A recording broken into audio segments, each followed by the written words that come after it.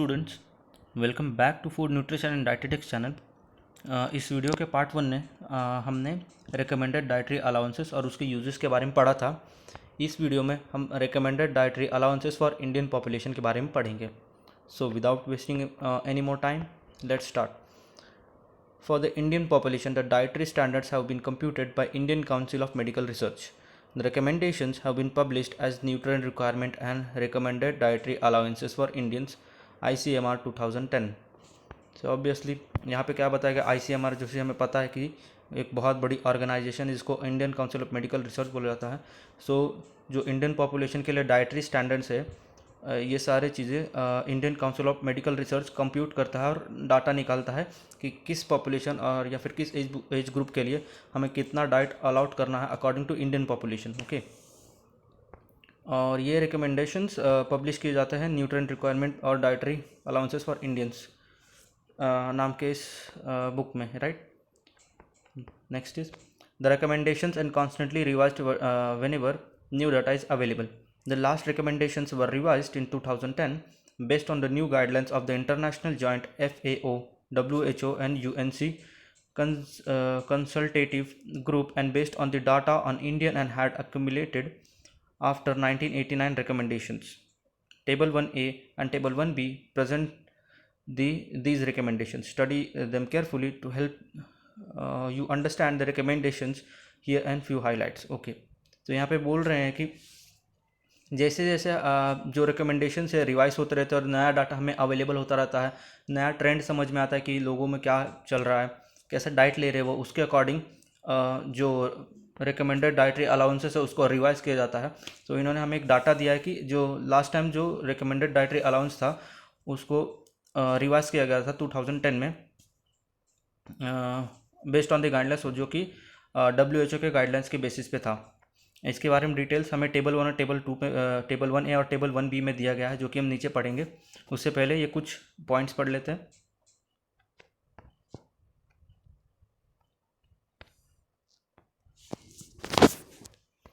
Note: the recommended dietary allowances for Indians are presented for different age categories from 0 to 6 months, 7 to 12 months, 1 to 3 years, 4 to 6 years, 7 to 9 years, 10 to 12 years, 13 to 15 years, 16 to 18 years, adult man and woman.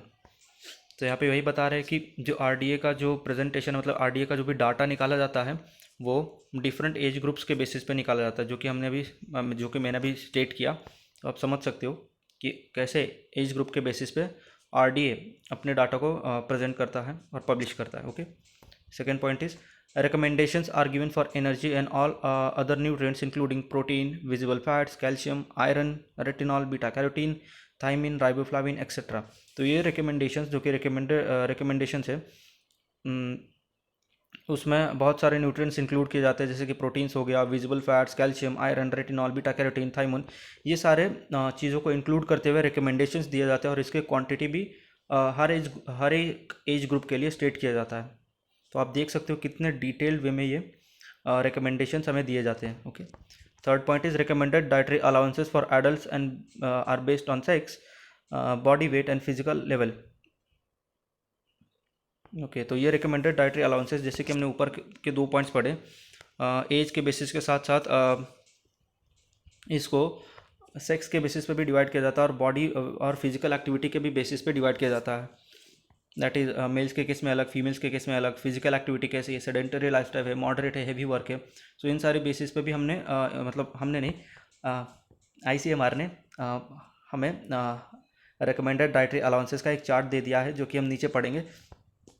तो ये सारे factors consider करते हुए इन्होंने किया है। Okay, fourth is recommended dietary allowances for energy is expressed in kilo calories for proteins, fats and fats in grams, and for calcium, iron, vitamins and minerals in milligrams or micrograms. Okay, so recommended dietary allowances में obvious से बात है, energy को kilo calories के terms में express किया जाता है, प्रोटीन्स और फैट्स को ग्राम्स के टर्म्स में, कैल्शियम, आयरन, विटामिन, मिनरल्स को मिलीग्राम्स या फिर माइक्रोग्राम्स के टर्म्स में एक्सप्रेस किया गया है। Next is RDA for protein is based on the body weight. The relationship can be expressed as 1 gram protein per kg body weight in the case of adult and it varies for other age groups. Okay, यहाँ पे protein के बारे में बताया गया है कि जो प्रोटीन का रिलेशनशिप है वेट के साथ। उन्होंने बताया कि हर एक केजी वेट के लिए 1 ग्राम प्रोटीन अलॉट किया जाता है। ये जनरली एडल्ट्स के केस में बात कर रहे हैं हम।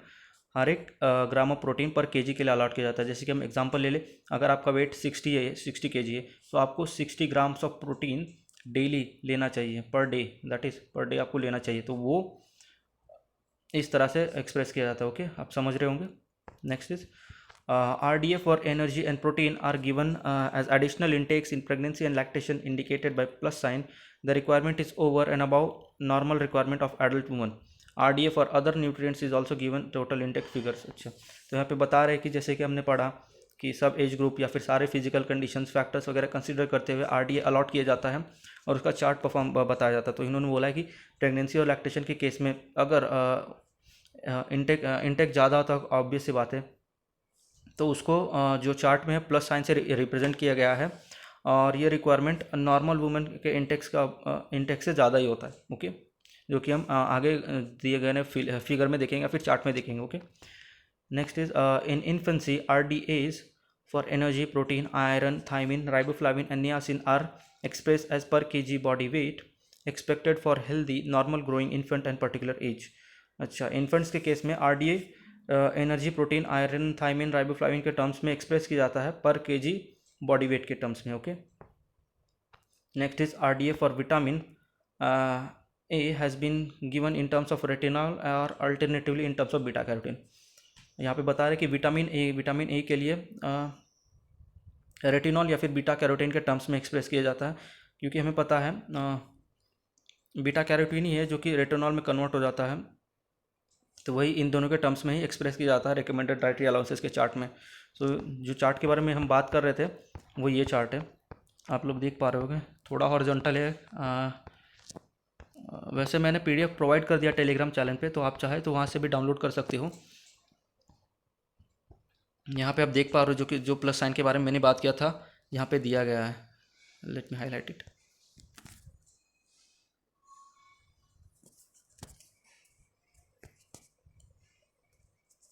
तो ये प्लस साइन जैसे कि हमने ऊपर पढ़ा स्पेशल कंडीशन जैसे कि प्रेगनेंसी और लैक्टेशन को रिप्रेजेंट कर रहा है, और उस पीरियड के दौरान जो इंटेक होता है वो नॉर्मल फीमेल इंटेक के ज़्यादा होता है।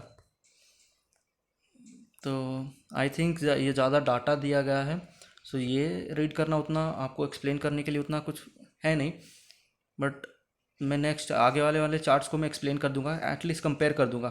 ओके, सो आप चाहे तो इसका PDF ले सकते हैं। चलिए मूव करते हैं। Recommended dietary allowances for Indians. अच्छा, तो ये अगला टेबल हमें दिया गया है विटामिन के लिए। तो विटामिन के लिए हम कंपेयर कर लेते हैं। जैसे कि यहाँ पे पहला मेन के बारे में बताया गया है कि अगर उनका सेडेंटरी वर्क है, मॉडरेट वर्क है या फिर हेवी वर्क है, तीनों के केस में अगर उनका बॉडी वेट 60 kg है, तो एक एग्जांपल बताया उन्होंने कि अगर बॉडी वेट 60 kg है तो उसके केस में विटामिन A का इंटेक 600 माइक्रोग्राम्स पर डे। आप सोच रहे होंगे यूनिट कहाँ से मैंने पता है, तो यूनिट यहाँ पे स्टेट किया गया है। 1 मिनट,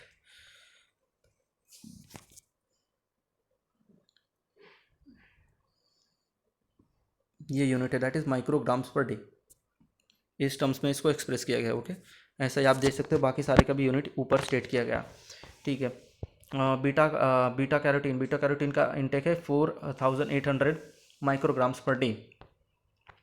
ऐसे ही बाकी सारी चीज़ों के बारे में बताया गया है कि thiamine, riboflavin, niacin, vitamin B6 का कितना है, स्कॉर्बिक एसिड का क्या है, डाइटरी फोलिक एसिड का क्या है, विटामिन B12 का क्या है, वो सारा data on the basis of gender और उनके वर्क के बेसिस पे भी डिवाइड किया गया है। ओके, सिमिलरली फीमेल्स के केस में या फिर वुमेन के केस में और स्पेशल कंडीशंस के बारे में भी दिया गया है। आप चाहे तो इसका स्क्रीनशॉट ले सकते हो। मैं इसको थोड़ा मिनिमाइज़ कर देता हूँ ताकि आपको क्लियरली आ जाए। या चलिए मूव करते हैं। सिमिलरली बॉयज़ गर्ल्स या एज ग्रुप्स के बेसिस पे भी बताया गया है मेरे को। Now that we are a fair good idea about the recommended dietary allowances, surely you should be able to recommend what individual should eat and in what amount to ensure a balanced diet. Of course, knowledge for nutrients and the rich food sources of these nutrients will form the basis of diet planning. यहाँ पे वही general points बताए जा रहे हैं कि ऊपर का जो कि मैंने एक्सप्लेन किया आपको, उसके बेसिस पे आप श्योरली रिकमेंड कर पाओगे कि किस तरह का डाइट किस पर्सन को लेना चाहिए और ये चार्ट की हेल्प करते हुए हम अपना डाइट प्लान भी बना सकते हैं। ओके, और एक बैलेंस डाइट कंज्यूम कर सकते हैं ताकि हमारी हेल्थ अच्छी रहे। The amount of different food to be consumed would depend on the RDA. Higher the RDA for a particular nutrient, the more should be consumption of food rich in the nutrient. Obvious सी बात है, जिस nutrient का RDA ज़्यादा होगा उस nutrient का consumption भी ज़्यादा होगा और फूड में इंटेक भी उसका ज़्यादा होना चाहिए।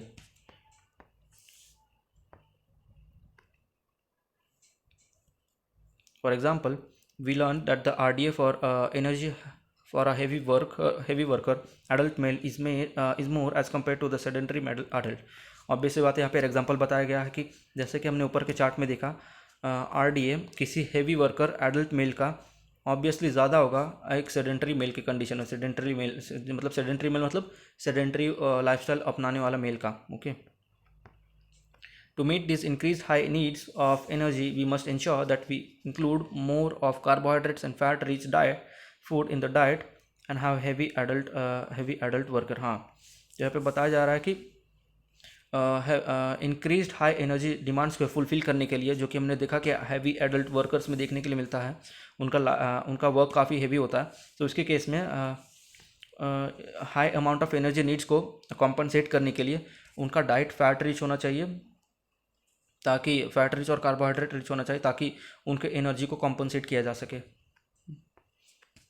Carbohydrate rich foods such as cereals, sugar, roots and tubers and fats from the oil, butter, ghee etc. तो ये बता रहे हैं कि कौन से फूड आइटम्स लेने चाहिए will meet the increased energy requirement। तो ये सारी चीज़ें हेल्प करेंगे एनर्जी रिक्वायरमेंट को मीट करने के लिए। Okay, similarly in case of infants that is from the age group of 6 to 12 months of age, when the protein need are high, that 1.69 gram per kg body weight per day, as compared to adult which is 1 gram per kg body weight, it would be recommended that high protein rich food such as milk and milk products, pulses, meat and meat products may be included in the diet of an infant.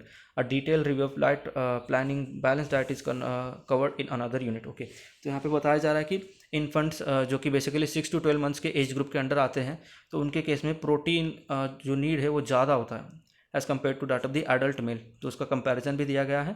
तो यहाँ पे बोल रहा है कि इस need को fulfil करने के लिए जो इन्फेंट का डाइट है उसमें मिल्क और मिल्क प्रोडक्ट्स को इंक्लूड करना चाहिए, पल्सेस देने चाहिए, मीट देने चाहिए, मीट का प्रोडक्ट्स इंक्लूड करना चाहिए ताकि हम उसके रिक्वायरमेंट को फुलफ़िल कर सकें। और यहाँ पे लास्ट में बताया गया कि जो डाइट है उसका डाइट प्लान हम अगले आने वाले यूनिट में पढ़ेंगे, बेसिकली अगले चैप्टर में ही पढ़ेंगे, which is concepts of meal planning. So next video से हम स्टार्ट करेंगे चैप्टर 5।